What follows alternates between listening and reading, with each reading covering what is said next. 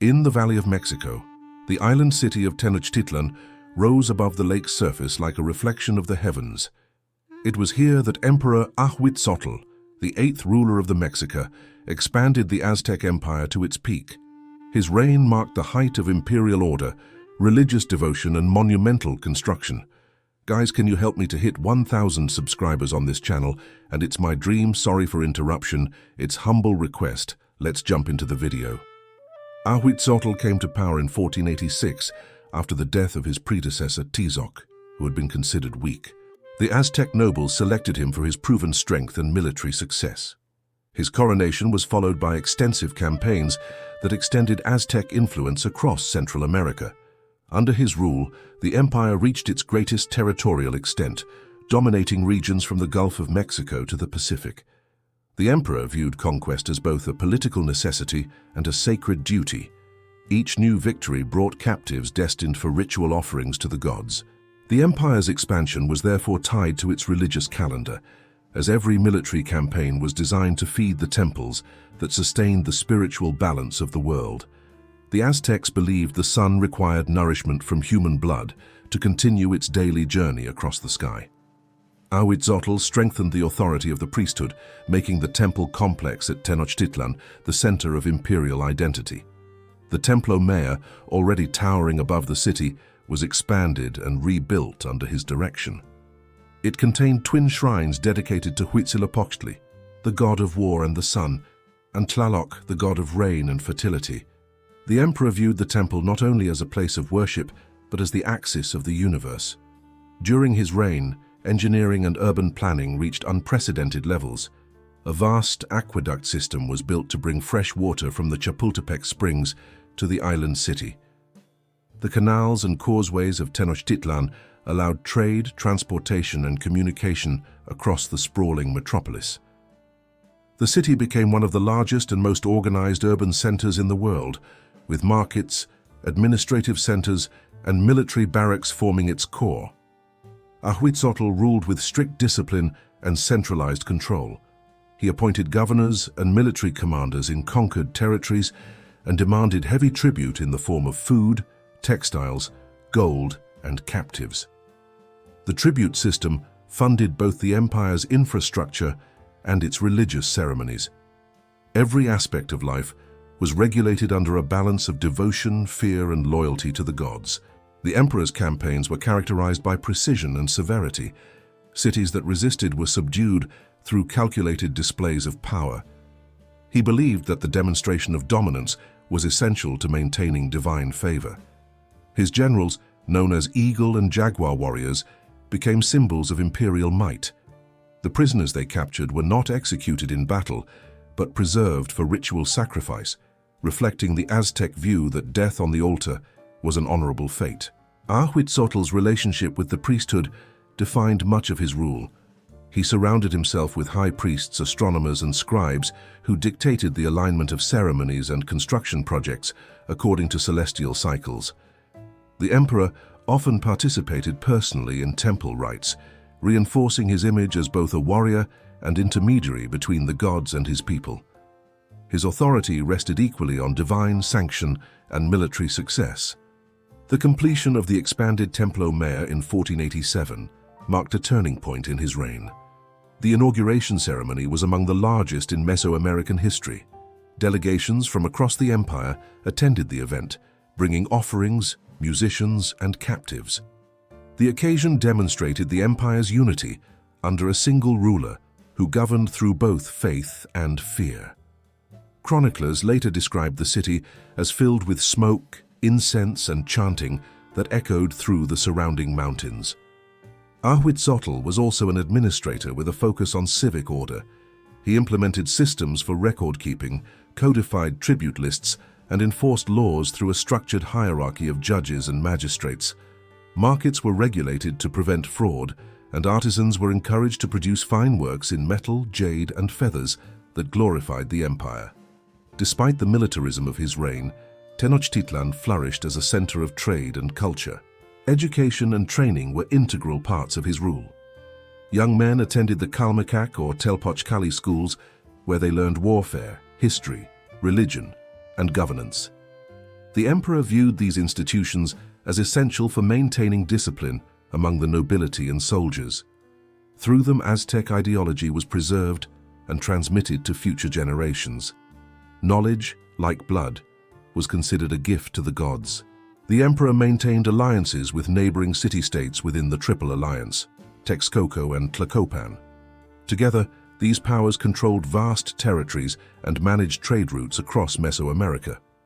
Ahuitzotl's diplomatic skill ensured that the alliance remained stable during most of his reign, though tensions often arose over tribute and influence. His military campaigns in Oaxaca, Guerrero, and Guatemala further strengthened the empire's borders. Religious ceremonies became increasingly elaborate under his direction. Every victory, harvest, and celestial event was celebrated with ritual offerings. The priests taught that these acts sustained the cosmic balance. The emperor's devotion was public and unrelenting, reinforcing his identity as the chosen guardian of the sun. To him, power and piety were inseparable duties. Maintaining the favor of the gods justified every act of conquest and sacrifice.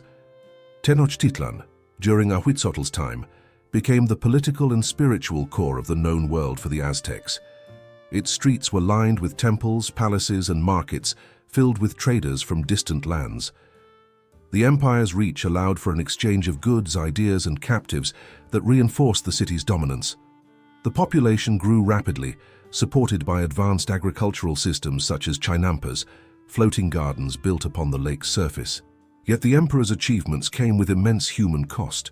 The constant need for offerings demanded continuous warfare. Entire regions lived under the pressure of supplying victims for sacrifice. The cycle of conquest and ritual bound the empire to a rhythm of expansion and blood.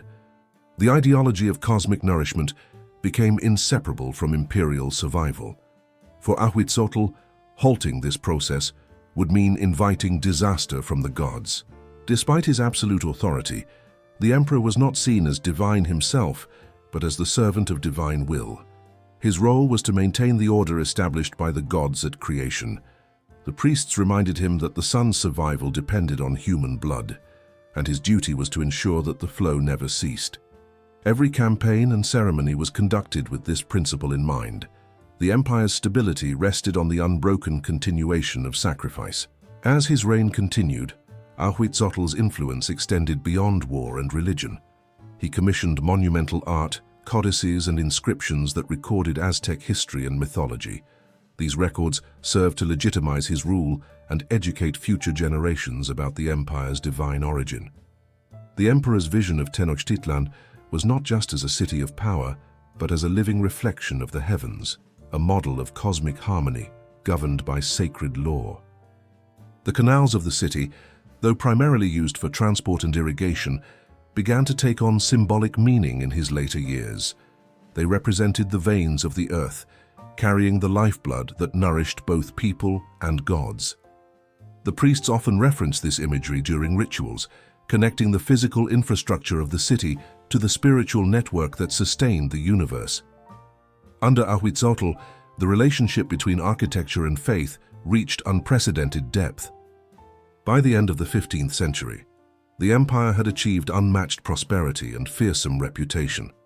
Its armies were unmatched, its temples unmatched in grandeur, and its ruler revered for his devotion to divine duty. Yet beneath the triumph lay an enduring truth of Aztec belief. The gods demanded continuous payment. In Tenochtitlan, even success was measured in blood. In the following years of Ahuitzotl's reign, the connection between faith and sacrifice became the foundation of Aztec governance. The priests declared that each sunrise depended on the renewal of divine energy through offerings of blood. To preserve cosmic balance, ceremonies grew in scale and frequency.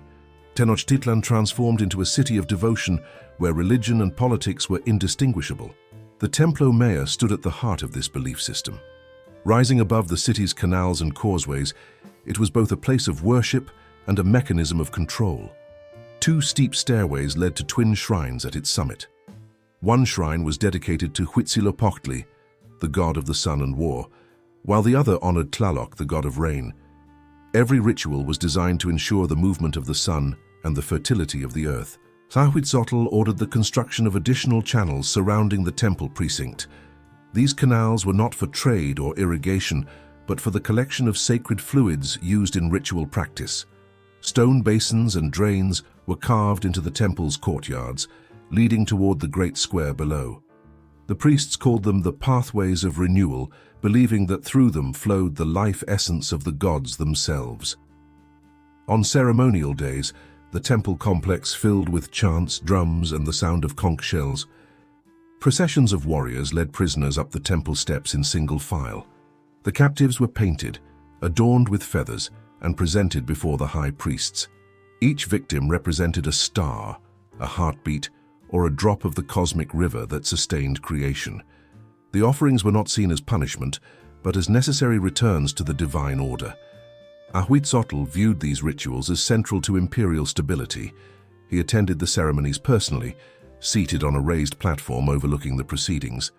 His presence symbolized the union of earthly authority and divine will. The emperor did not participate as an executioner, but as a witness to the covenant between gods and men. Every offering reaffirmed his legitimacy as the guardian of the sun. The method of sacrifice followed strict theological rules. The heart, believed to house the soul's energy, was offered first. Priests trained from childhood performed the ritual with precision. Using blades made from obsidian, they opened the chest in a single motion. The heart was raised toward the sky, then placed in a stone vessel before the image of the god. The remaining blood was allowed to flow down the temple steps into the carved channels below. The canals carried this flow into the courtyard, where it was mixed with water and clay to form pigment used in temple paintings and ceremonial markings. The Aztecs saw this process as sacred recycling, a return of energy to the physical and spiritual environment. The term Ahuitzotl, meaning water and fire, symbolized this union. Blood, representing life, merged with earth and flame to sustain the cosmic balance. Foreign envoys and emissaries often witnessed these ceremonies as a demonstration of imperial might. To them, the scale of the sacrifices illustrated the power of the Mexica and their gods. The Templo Mayor became both a place of worship and an instrument of political communication. It declared to all surrounding nations that Tenochtitlan stood at the center of divine favor. The number of victims varied depending on the occasion. During major events, such as the dedication of new temples or victories in war, the sacrifices could continue for several days. Captives were brought from across the empire, representing conquered provinces. Their deaths symbolized the submission of entire regions to the Aztec gods. Records indicate that during one festival alone, thousands of offerings were made in a continuous sequence. The priests maintained order through discipline and hierarchy. Each had a specific role. Some prepared the victims, others performed chants, while the highest-ranking priests conducted the ritual cuts. Apprentices cleaned the platforms and collected ritual objects afterward. Despite the intensity of the scenes, the ceremonies followed a fixed rhythm. Every movement, chant, and offering was recorded in codices as part of the sacred calendar. Ahuitzotl's decision to expand the blood canals around the temple reflected his understanding of symbolism. He believed the city itself functioned as a living organism. The canals represented its veins, while the temple served as its heart. Through this system, the life force of the people was offered back to the gods who had created them. In his view, the empire's survival depended on maintaining this circulation. Archaeological accounts later described how the channels were lined with carved stones depicting serpents and deities, associated with regeneration. The walls were smoothed to allow the flow of liquids to move evenly toward the lower courtyards. The design ensured that nothing of the offerings would stagnate. To the Aztecs, stillness symbolized decay, while movement signified life and order. The emperor's engineers were tasked with maintaining the canals after every ceremony. They cleaned the channels, reinforced their structure, and ensured that the system remained functional. Ahuitzotl's interest in engineering extended even to these sacred conduits, which blended architecture with theology. The emperor's directives made clear that the flow must remain uninterrupted, for it mirrored the continuous cycle of the sun's motion. Although these practices appear severe by modern standards, they reflected the Aztec understanding of reciprocity with the gods. The people did not see themselves as victims of divine cruelty, but as participants in a necessary exchange. Every drop of blood was viewed as a debt repaid to the creators who had given life to the world. The emperor's duty was to oversee this balance, ensuring that both heaven and earth remained in harmony. Ahuitzotl's leadership strengthened the unity of his people through shared purpose. The rituals created a collective identity, centered on the belief that their empire sustained the universe. The priests reinforced this ideology through education and public instruction. Children were taught from an early age that service to the gods, even through death, was the highest form of honor. As years passed, the temple's courtyards became places of both reverence and fear. The smell of incense mixed with iron lingered in the air, marking each ceremony's aftermath. Workers continued their tasks with solemn precision, washing the stone surfaces with salt water from the lake. The canals glistened under the sun, symbolizing purification after offering. To the citizens of Tenochtitlan, this sight was a reminder that the gods were once again satisfied. Ahuitzotl's policies extended beyond the capital to ensure that provincial temples mirrored the same practices. Regional governors were required to maintain smaller versions of the sacred canals, emphasizing the unity of belief across the empire. This network of shrines reinforced the emperor's authority from the highlands to the coasts. Each local ceremony echoed the great rituals of Tenochtitlan, binding the population through faith and obedience. Despite his devotion, the emperor began to notice that each new ceremony required greater effort to appease divine expectations. Droughts, floods, and omens were interpreted as signs that the gods demanded more devotion. The priests urged him to continue expanding the scale of offerings. The canals were widened, new basins were carved, and additional altars were built around the temple's perimeter. The cycle became self-perpetuating, driven by both theology and governance. The emperor remained convinced that his rule depended on the uninterrupted performance of these rites. For Ahuitzotl, the Blood Canals of Tenochtitlan represented not cruelty, but duty. They embodied the order of the universe, the promise of sunrise, and the survival of his people. As he gazed upon the temple's summit and the gleaming waterways below, he believed that the gods themselves looked favorably upon his reign. In the final years of Ahuitzotl's reign, Tenochtitlan stood at the height of its power, yet beneath the splendor lay growing imbalance. Continuous warfare and sacrifice had strained the provinces. Tribute became harder to collect, and distant cities began to resist imperial control. The emperor's devotion to ritual consumed increasing resources, and the maintenance of temples and canals demanded constant labor. The priests interpreted the unrest as divine warning. Floods began to strike the city more frequently, overwhelming causeways and markets. The canals that once symbolized sacred circulation now overflowed, destroying homes and farmland. Some believed the gods were displeased, while others whispered that the very systems built to honor them had angered the natural forces they sought to control. Ahuitzotl ordered new construction to manage the floods, directing engineers to build dikes and drainage channels. He worked alongside them, inspecting the progress and ensuring the flow of water remained balanced. But nature defied human design. In one devastating season, torrential rains filled the lake beyond capacity.